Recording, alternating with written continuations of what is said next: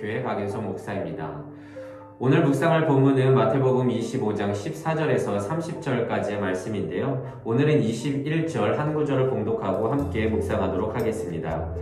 그 주인이 이르되 잘하였도다 착하고 충성된 종아, 내가 적은 일에 충성하였음에 내가 많은 것을 내게 맡기리니 내 주인의 즐거움에 참여할지어다 하고, 오늘의 달란트 비유는 널리 알려진 내용으로서 우리에게 아주 친숙한 비유입니다. 요약하자면 한 주인이 타국으로 가기 전에 3명의 종들을 불러서 각각 5달란트, 3달란트, 그리고 1달란트의 자기 소유를 그 종들에게 맡깁니다.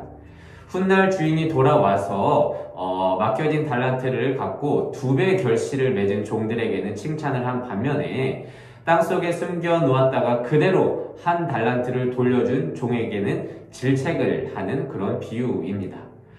이 비유 바로 전에는요, 10처녀에 대한 비유가 있는데요.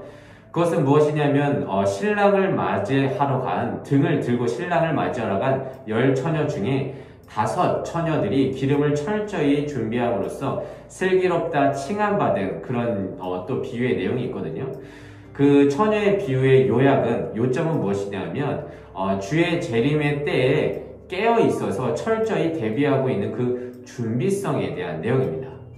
오늘도 이 달란트 비유도요, 그 준비성에 대한 이야기이긴 하지만 그 준비함의 성격을 보다 명확하게 규명하고 있습니다.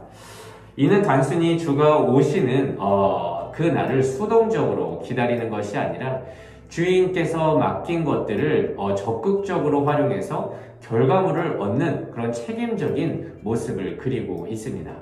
즉 주의 재림을 기다리는 그 시간은 단지 무의미하게 보낸다는 것이 아니라 주어진 달란트를 선하게 사용하는 기회의 시간으로 여겨야 한다는 것이죠. 여기서 1달란트는요, 대개 6천 데나리온의 데나리온의 가치를 지니고 있습니다. 그러니까 1데나리온은 노동자의 하루 품삯이니까 1달란트는 대략 한 노동자의 20년간의 품삯에 해당된다는 것입니다. 그렇다면 5달란트를 맡은 자들은 그가 평생에 만질 수 없는 돈보다 많은 셈이죠. 그렇다면 세 종 모두 받은 금액의 차이는 있지만 결국에는 그 받은 금액이라는 그 자체는 기대 이상의 아주 큰 돈이라는 것입니다. 그런데 여러분들이 만약 주인이라면 그 큰 액수를 누구에게 맡길 것 같습니까? 당연히 믿지 않는 아무에게나 맡기지 않을 것이고요.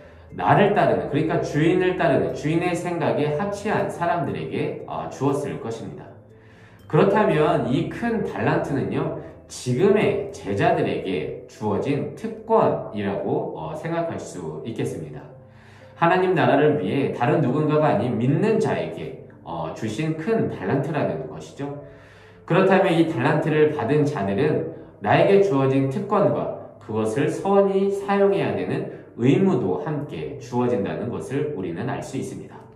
그렇다면 이 달란트의 비유는 믿는 제자들을 향한 말씀입니다. 너무 당연하죠. 주의 재림을 기다리는 자들은 주를 믿는 자들 아니겠습니까?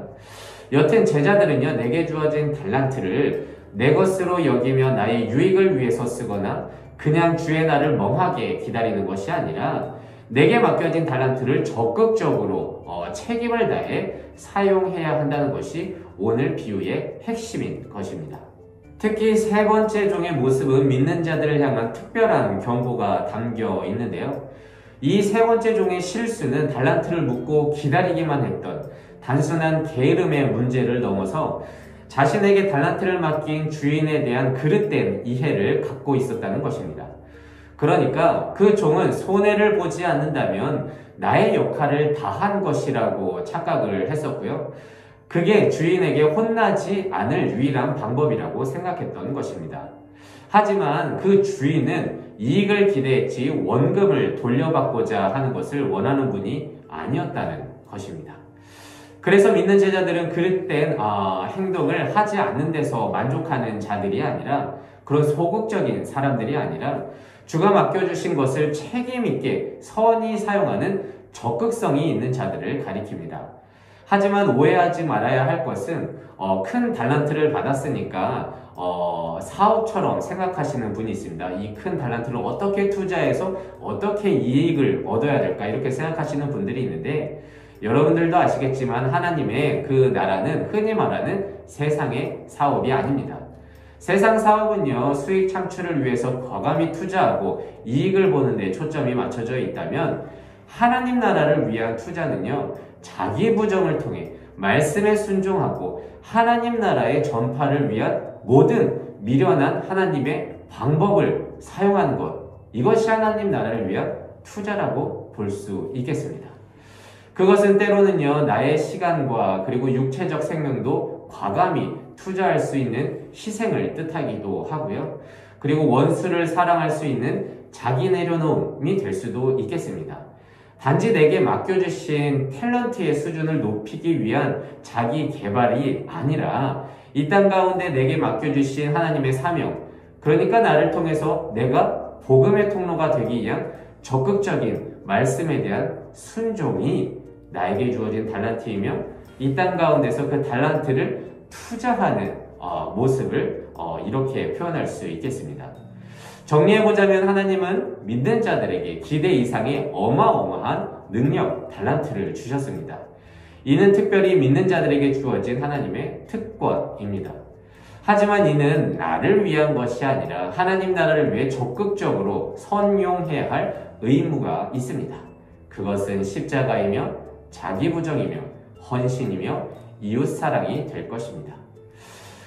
주의 재림을 기다리는 제자의 삶은 최선을 다해 열매를 맺는 삶인 것을 우리는 이 비유를 통해서 꼭 기억해야 할 것입니다. 그래서 오늘은 이렇게 기도하기를 원합니다. 하나님, 믿는 모든 자들에게 감당할 수 없는 달란트를 주셨음에 우리는 믿습니다.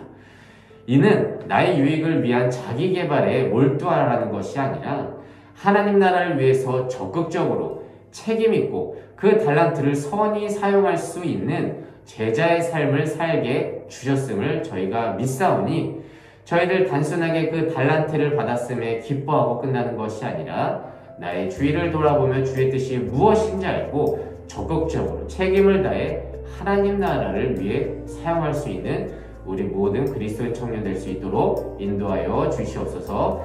오늘도 이 말씀을 묵상하면서 또 한 날 살아갈 수 있는 우리 모두가 되시기를 진심으로 소망합니다. 기도하겠습니다. 이 세상의 모든 청년의 인생을 사랑하시는 하나님, 감사합니다. 오늘도 달란트 비유를 통해 주를 기다리는 제자들의 삶이 어떠해야 하는지 묵상해 보았습니다. 하나님, 우리에게도 분명 기대 이상의 달란트를 맡기셨는데 우리는 손해만 안 보면 될 거라는 소극적인 생각에 하나님 나라를 위한 적극적인 행동을 취하지 못하고 있음을 우리는 돌아보게 됩니다. 주의 날을 기다리는 자들은 삶 속에서 말씀이 열매를 맺고 주의 나라를 위해 적극적으로 책임을 다해서 나아가는 자들임을 믿습니다.